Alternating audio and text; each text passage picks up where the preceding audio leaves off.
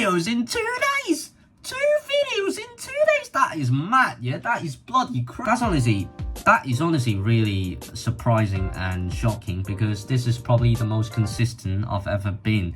2 videos in 2 days is just, I would never be able to comprehend that. I am no longer uploading a video per El Clasico. No longer uploading a video per 2 months. I am back here with a video per day. That is, oh my best. You know, the reason that I'm talking here, making a video here, uploading a video, is because something happened that I just have to talk about. You know, you guys really should compare me to Angel Di Maria, because I only show up for big games. I'm not really an active guy. I wouldn't really be here talking about a normal La Liga game or a normal football game or a normal incidents that happen in the football communities. No, I'm not here to talk about all of those things. I'm a big game player. Call me up, yeah? Hit me up when there's a big game. Jump straight into the game. Even though Lamine Yamal's on the bench and not in the starting 11, I didn't worry that at all. I thought it was just gonna be another normal day in the office for Barcelona. The moment Ferran Torres scored, my heart had a relief. However, things didn't turn out as we all have expected it to be. Let's look at the highlights here. The first goal that we conceded was another defensive problem that we have created for ourselves.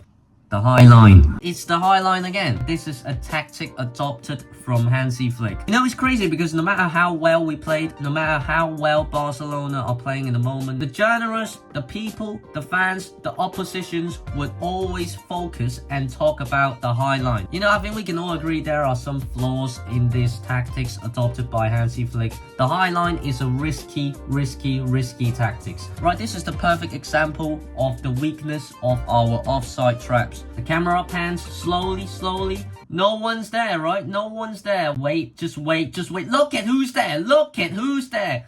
Borja Iglesias. Not a single Barcelona defenders paid attention to him. Do you know why? Because he was in an offside position right there, yeah? Now for Iglesias to stay in an offside position, you all probably would be saying Glacias to Iglesias. However, this is the crazy thing. This is the weakness of the tactics. This is the beauty of football. This is crazy, honestly. If you guys were Paul Kubasi or Inigo Martinez, you guys would probably be thinking, oh my days, Iglesias. You are stupid. You fall for our offside trap. You fall into the hands of our offside trap. Nah, he's actually smart here. You know, he's actually smart here. Let's look at this video.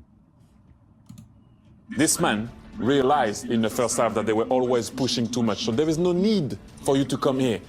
Just make sure you stay in an offside position. Why? Because if they switch the ball and they switch the ball again, you're going to never be offside. Why? Because you're going to be behind the ball. He's never going to try to come back in an onside position because he knows the ball is going to go to one. Look, normally you kind of coming back here to be onside. He doesn't care. He's offside. He's offside. He's offside. He's offside. He is not anymore pose because we all know he's behind the ball. This man realized. Did you hear him? That's what Iglesias was exactly doing at that moment. He was imitating Harry Kane's position. He was in an offside position, but he is no longer in the offside position when the wingers received the ball right there. The defenders ran back and Iglesias was behind the ball and the defenders. And 1-1. That's not over yet. We could have conceded here. I honestly have no clue. Just put the ball inside the net, honestly. The second goal that we conceded, same issue, same problem, same position, and the same guy, Iglesias. You can see here, the defensive line was not paying attention. I don't know what was happening. I mean, the only excuse I have for them is they are pretty tired from the fixtures. You can see the offside trap.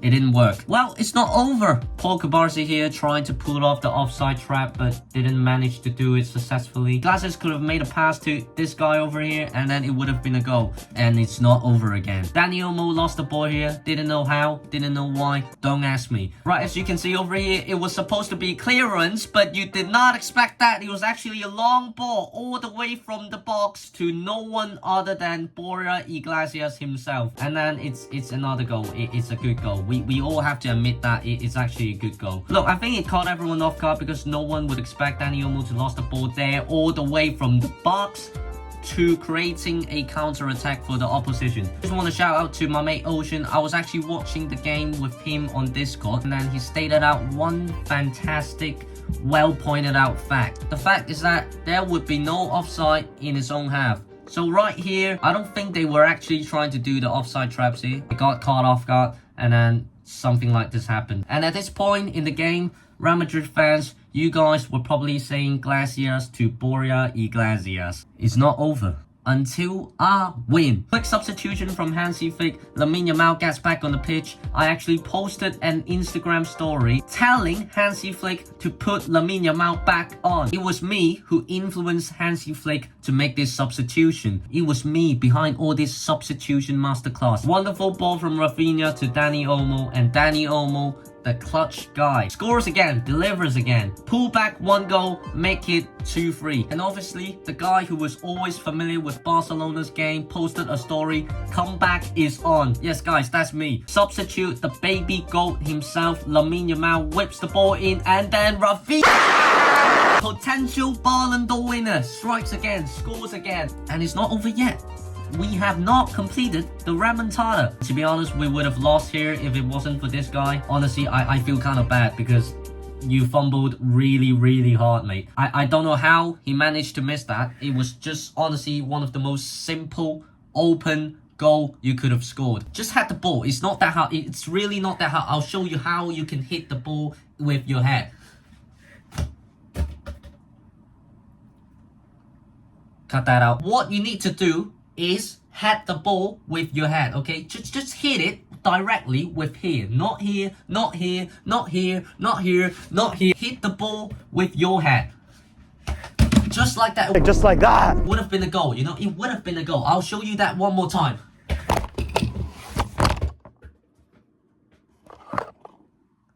Bloody, yeah. 93 minutes and 44 seconds. A penalty is given to us. Dani Olmo is so clutch. 93 minutes and 44 seconds. Of course, no one other than the El Capitano himself. Rafinha steps up for the penalty to win the game for Barcelona. Pour some water on the ball just so the ball won't fly away like Harry Kane's one versus France. And then the rest is history. Real Madrid, this is what a real Remontada looks like.